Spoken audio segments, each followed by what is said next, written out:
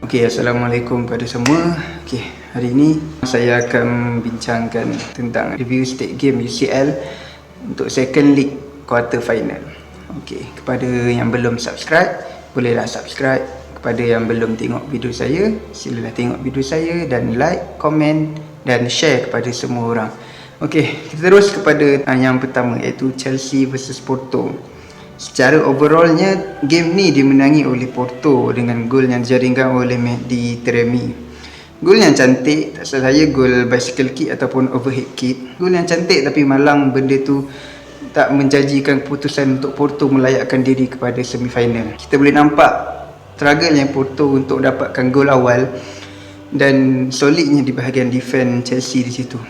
Untuk attacking side, mungkin di sini Chelsea bermain tanpa pressure. Mungkin sebab dah ada 2 gol awal yang diorang dapat pada first league hari tu. Dan untuk percubaan ke arah gol, Chelsea membuat 7 kali percubaan. Namun untuk on target hanya 1 kali sahaja.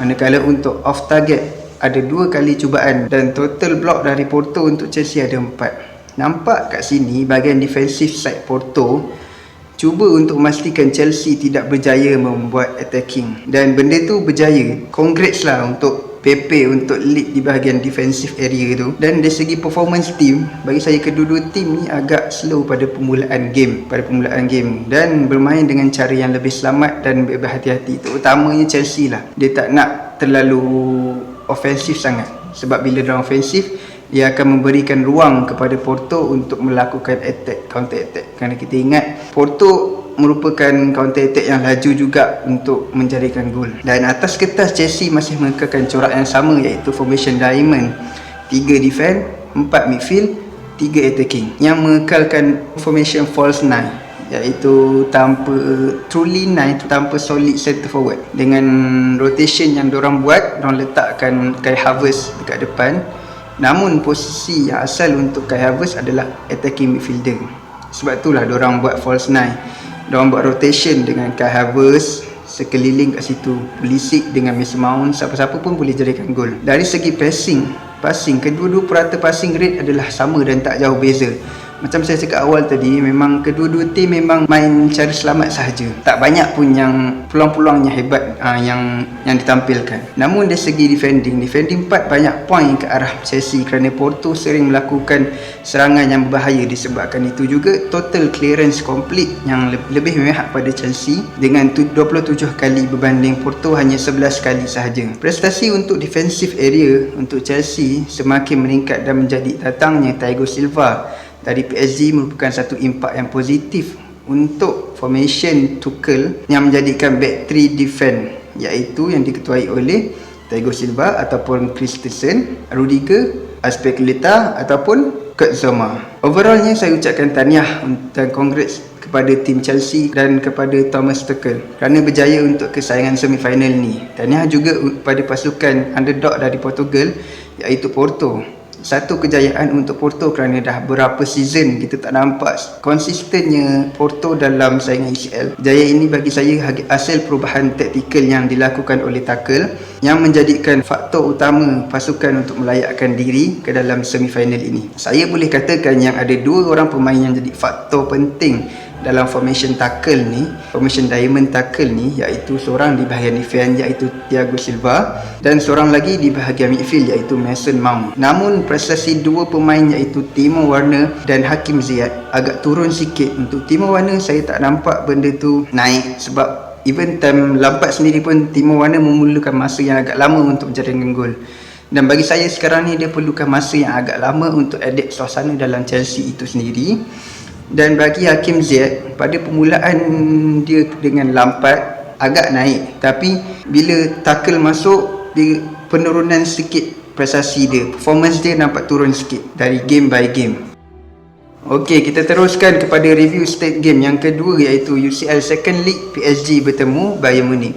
Keputusan yang berakhir dengan kemenangan untuk Bayern, tetapi tewas untuk melayakkan diri ke semifinal kerana game pagi tadi bermain di home PSG. Choupo-Moting membuktikan yang dia mampu untuk menggalas tugas number 9 untuk sementara kerana dia menjadikan gol pada minit ke-40.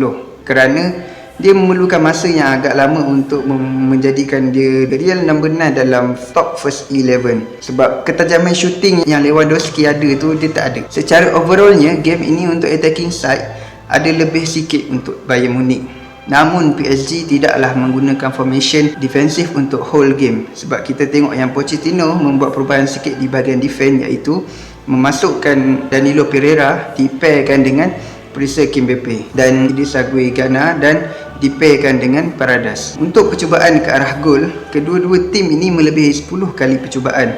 Untuk PSG, total percubaan gol yang attacking PSG buat ada 10. 6 untuk off target, 3 untuk on target, 1 block daripada Bayern.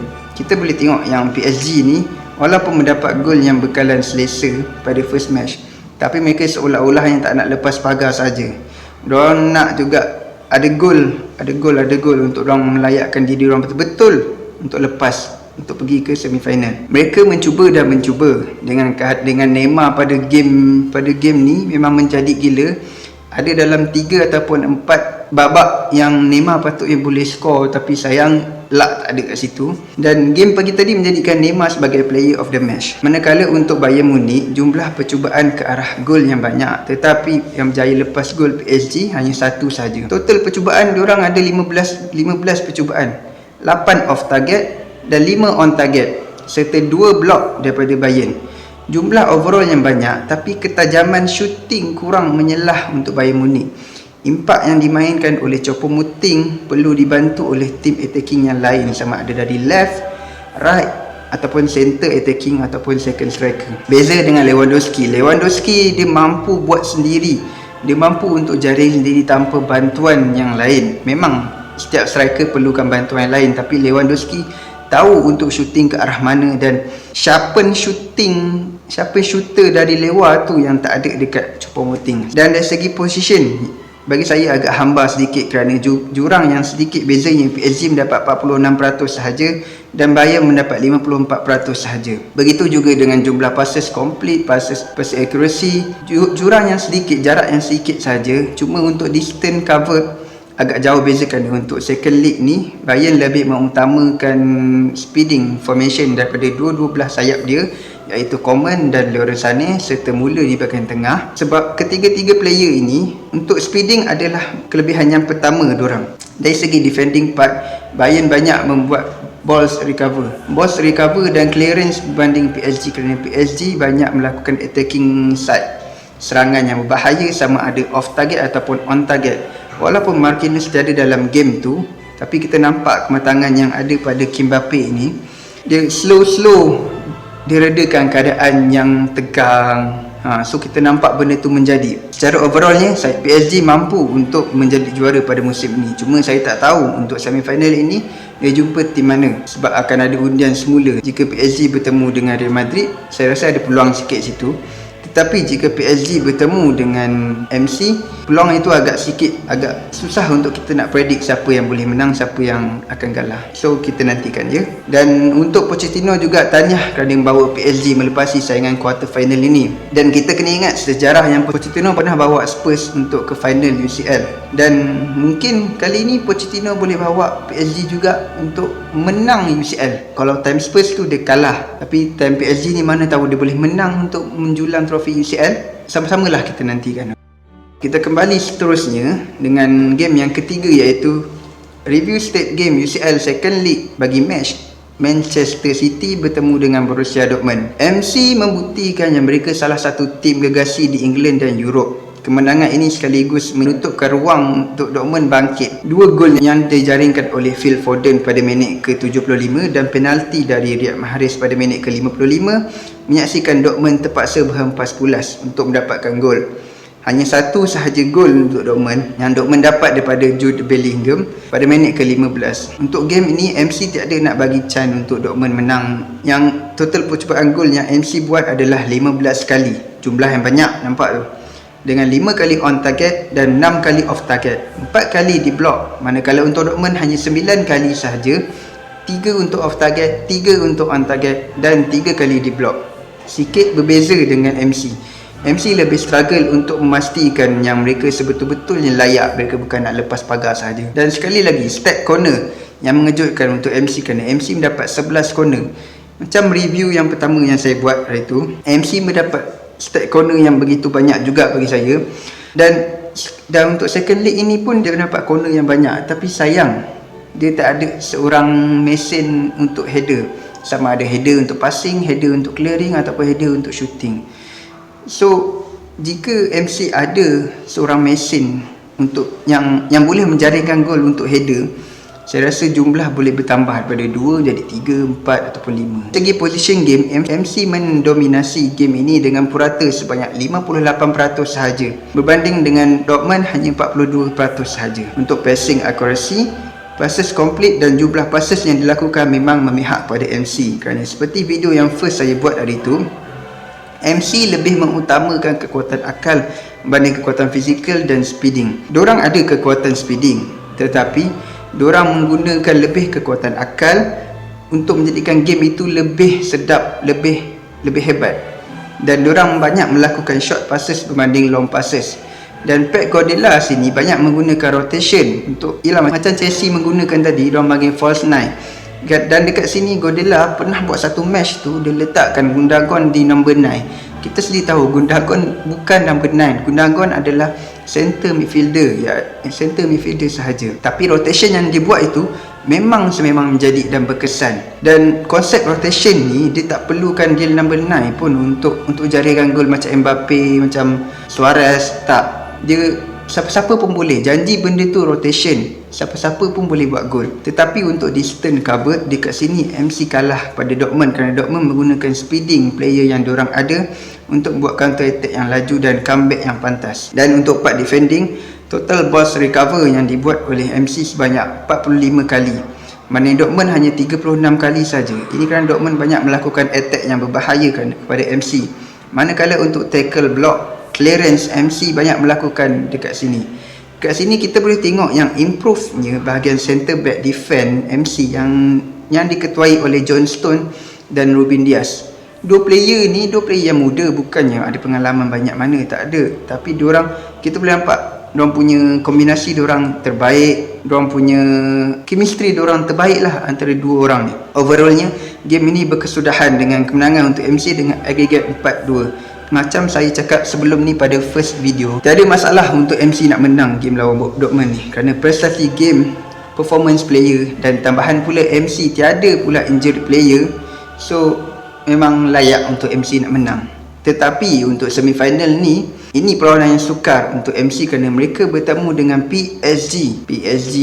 Risiko yang berat untuk Pep dan Pochettino kerana bagi saya susah untuk kita nak buat prediction siapa yang bakal layak. Kerana kedua-dua tim ni kita tengok memang tengah betul-betul on form dari segi player, performance, tactical, strategi.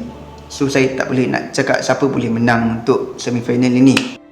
Okey, dan untuk game yang terakhir iaitu review stat game UCL Second League Liverpool versus Real Madrid. Okey, game ni memang saya tak expect pun game ni akan jadi game bosan sebab ni dimainkan di Anfield, home of Liverpool. Tapi sebaliknya menjadi yang bagi saya agak bosan lah. Untuk dari segi attacking, saya agak terkejut kerana King of Europe King of Europe iaitu Liverpool membuat 16 kali percubaan ke arah gawang gol Real Madrid.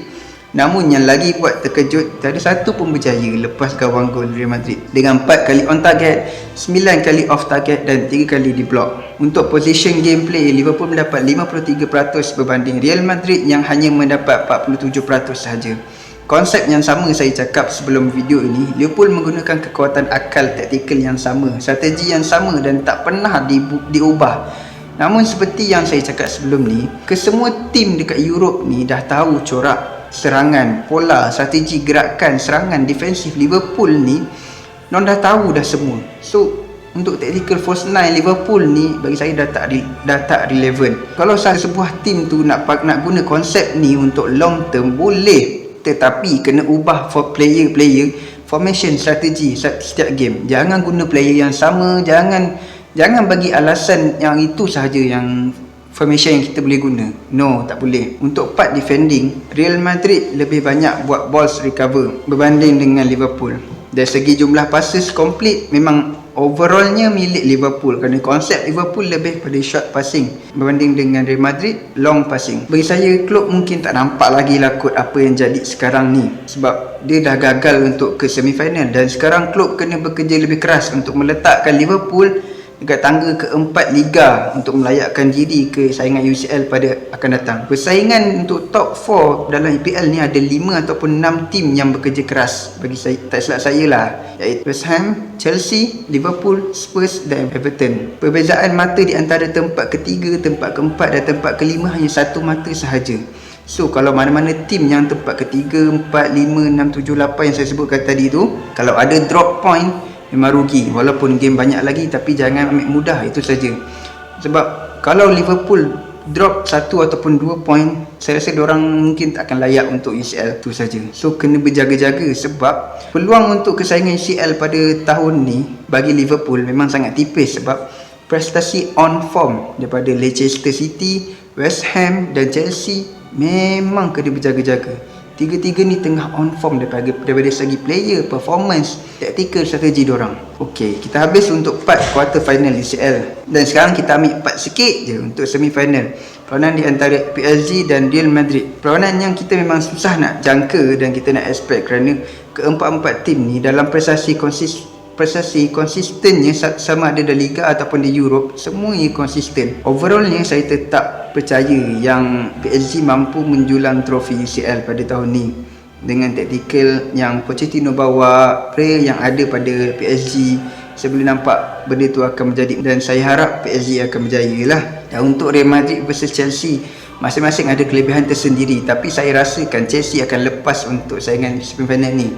Sebab kalau kita tengok side by side, role by role, defend, midfield, striker, kita tengok setiap individu dalam Chelsea itu peranan dan konsistennya diorang tu setiap game tu memang memain peranan yang penting.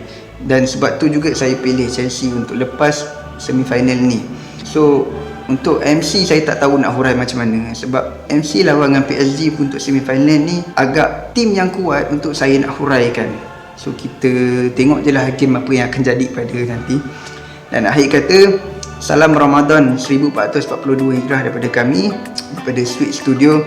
Dan bersama-samalah kita tingkatkan amalan kita seharian kita dengan berzikir, bertadarus, sedekah, solat-solat sunat yang kita dah lama tak buat, yang kita tak pernah buat langsung. Sama-samalah kita tambahkan, tingkatkan amalan harian kita. Okey. Habis untuk part itu, dan kepada sesiapa yang ada cadangan untuk saya nak buat konten apa ataupun tak kisahlah apa-apa pun, nak bagi komen ke apa, boleh bagi komen.